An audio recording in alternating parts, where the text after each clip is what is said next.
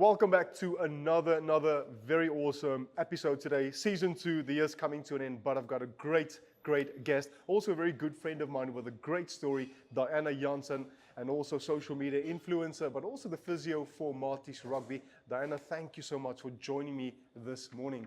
Thank you, Brent. It's always nice to be here. You've got such a great story. A couple of months ago, we had a great chat on your journey, originally from Middelburg, but you're flourishing now in Stellenbosch. Can you take us through that very awesome journey of yours? Was it always the sort of vision for you, Diana, to become a physiotherapist, or was there another career option as well? Well, my parents say that from being very young, I said I wanted to be the physio for the Blue Bulls. Yes, I am a Blue Bull supporter. But yeah, I think growing up, loved sport, being involved in multiple sports, athletics, netball, cross country, you name it.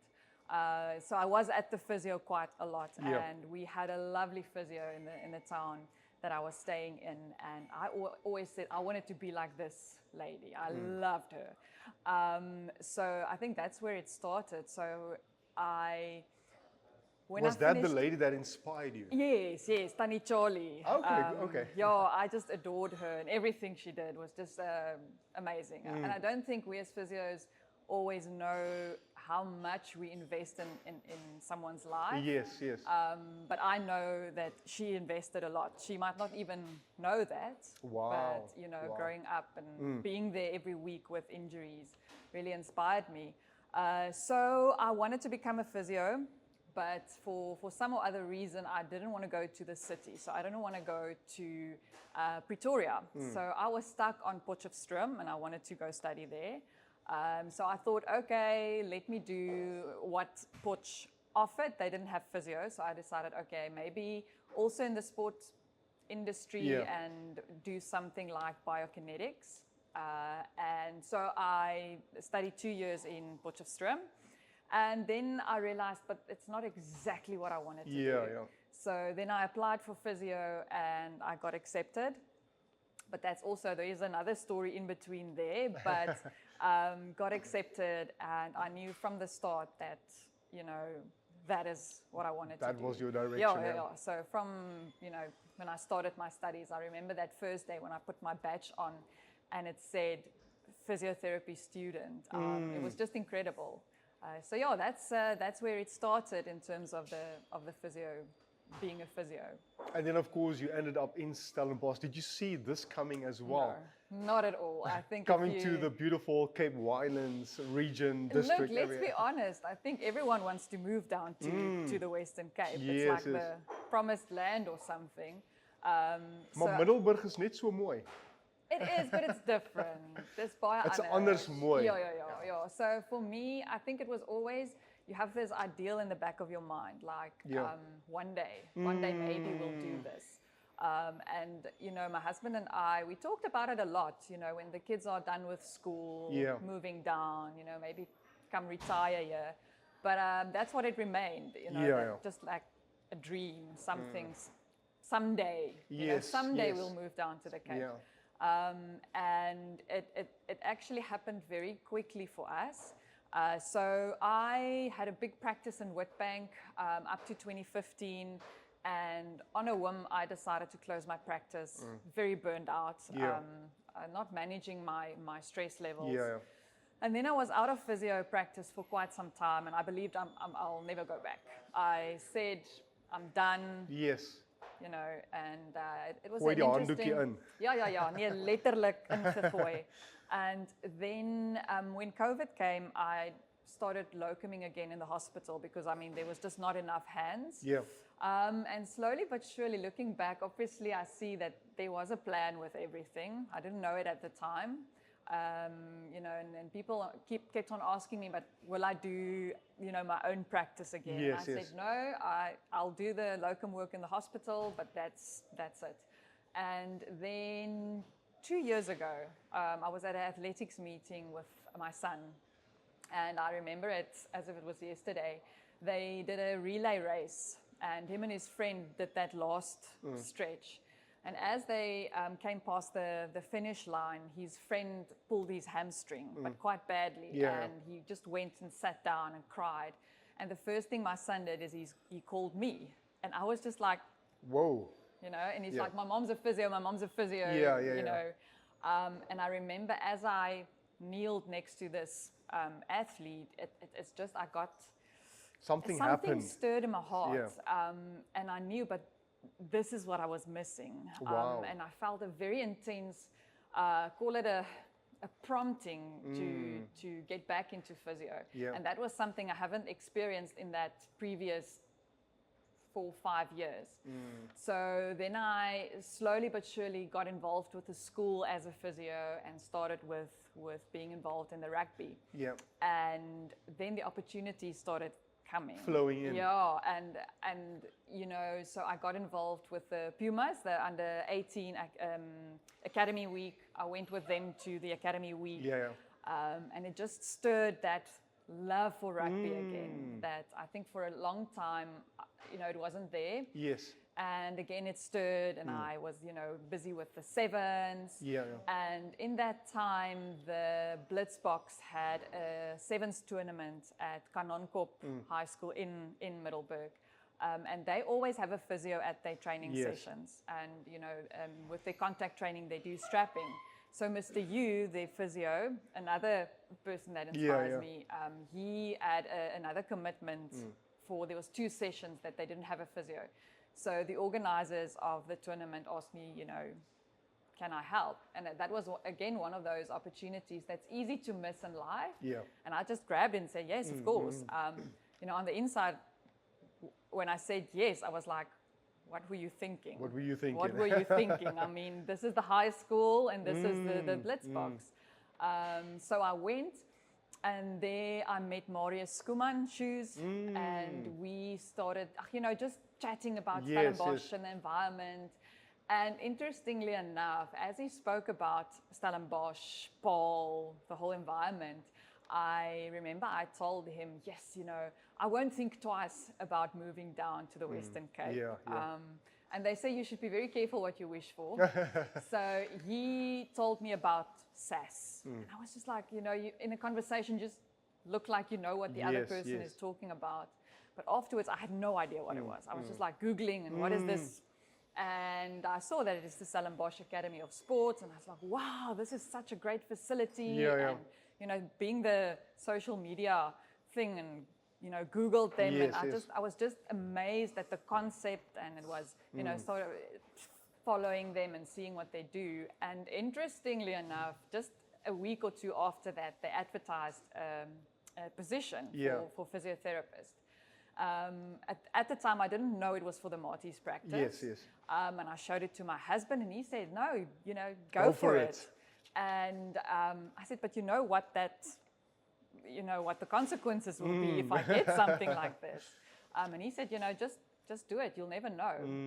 In my mind, I didn't think I would get the job. You know, I think it's such a big thing for me that I didn't think I would get it. But I did. You know, the whole story behind how I came down for my interview unplanned was accidentally with the Cape Town Marathon. And we did an impromptu interview, and they said, no, we think you're the person. So while I was here for the Cape Town Marathon, you know, I visited them and see what was it about. And the Monday I was about to return, and Nadia phoned me and said, listen, are you already back home, or are you still in the area? I said, no, I'm still here. I'm flying in the afternoon. And she said, listen, is there any way that you can stay? So what I didn't know is that they were, I mean, it was October, and it's usually crazy with all the sevens going on. It was just, and the Aussie Sevens was there for their training camp, and their physio had an emergency back home. So he needed to go back home, and they needed a physio, and all the SAS physios were fully booked. There was no way that they could spare someone. She said, well, are you available? And I remember thinking, is this a test? Yeah. Is this a test? You know, phoning my husband, and he said, you know what, do it. Do it was it, again one of those opportunities that I just grabbed. So yeah, I spent the week with them, working with them, and yeah, 6 weeks later, I moved down to the Cape and started the journey here.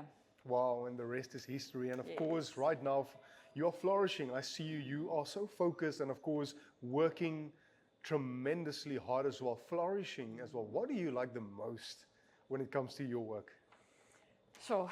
I think the one thing is that there's no 2 days that's the same. It's never the Adventurous. same. Yeah. And you can never stagnate. Yeah. There's always something that you need to learn, and you can always be better. You can always Yes. do better. You can never know everything. So it's a challenging environment, but it keeps you on your toes. It keeps you on your toes, to yeah. keep going, and you will always, once you think you know everything, you surely will get a patient that Wow. just throws you completely. Yes, yes. So that's the one side. But the other thing is on last week we had the rugby awards, and I sat there, and one of the players that I did, his rehab for him, he got up for an award, and I remember that feeling when he went up for that award, and knowing I had a very small part in Oh, wow. getting him back on the field. Wow. I think it was Jim Rohn or Zig Ziglar that said, help enough people get what they want, and then you can have what you want. You can have what you want as well. And Yeah. that was so true for me, sitting there, realize, but that person is getting what they want. They want to be back on the field. They want to be performing, and I can help that person to do that. So that's very, that satisfaction is just amazing. Absolutely phenomenal. Your journey kind of reminds me of, it's so servanthood, Princess Diana. And, we know what she came to do here, being a servant, with her gifts, with her talents. And I think it's so beautiful for me as well, Diana, that is exactly what you are doing as well. It stands out for me. And I'm pretty much sure you're going to go from strength to strength, from glory to glory. And which brings me to my last question, future endeavors, that grand plan for Diana Jansen. Well, I'm not moving to Pretoria for the Blue Bulls. Yeah, that's an interesting question. I get a lot of people that ask me, but let's say a team like the Blue Bulls. Yeah. The one thing, what I do know is I want to stay here. Yes. I love the area, I love the province. Me as well. It's Ek is so lief vir Stellenbosch. I love Stellenbosch. Absolutely. So that's the one thing that I do know. I absolutely love the environment. I think most of us in the sports field, at some point wants to work with a high-level team. Yes. I love where I'm now, So for now, that's just. I think being the physio for a team such as Marty's is already a big thing for me. Yes. But obviously, I think you won't mind doing a tour with either the Blitz box or the baby box or anything. Representing the country. Yeah, I think the green that and is, gold. seeing that is Of course. it's amazing. Yeah. But I think at the end of the day, working with the team, I absolutely love rugby. I often get asked, but what about athletics? What about netball? I mean, if an opportunity comes, awesome. But I just have this, I think like most of South Africans, a deep love for rugby, although I didn't play myself. Yeah.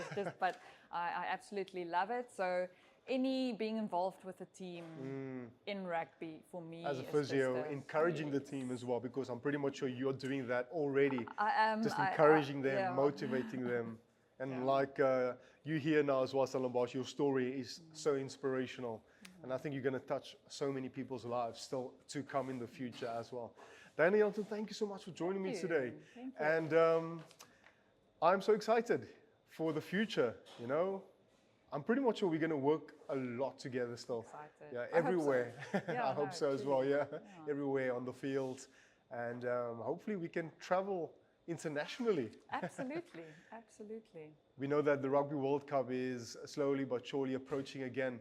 And it will be great to see you there in Australia. Yes. Hopefully in 3 years' time, we're going to look back to this interview. Thank you so much for joining me this morning, and all the best with your journey. Thank you for having me, Brendt. That is another wrap. Once again, season 2, a new episode. Until next time.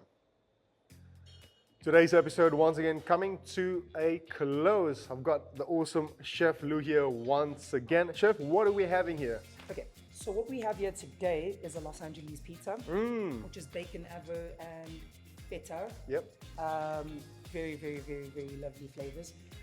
But my favorite pizza is the outskirts pizza. It's pulled pork. The outskirts. The outskirts. Yeah. Okay. It's got pulled pork on it. It's got a bit of bacon on it. Of course, it's got a Golbani cheese and juicy, fresh mushrooms and chili. Absolutely amazing. There you have it, Stellenbosch. Come to Happy Folk Stellenbosch for great food and awesome entertainment. Our guest today, Diana Jansen, thank you so much once again. And until next time, Stellenbosch, on the couch with me, Brendt.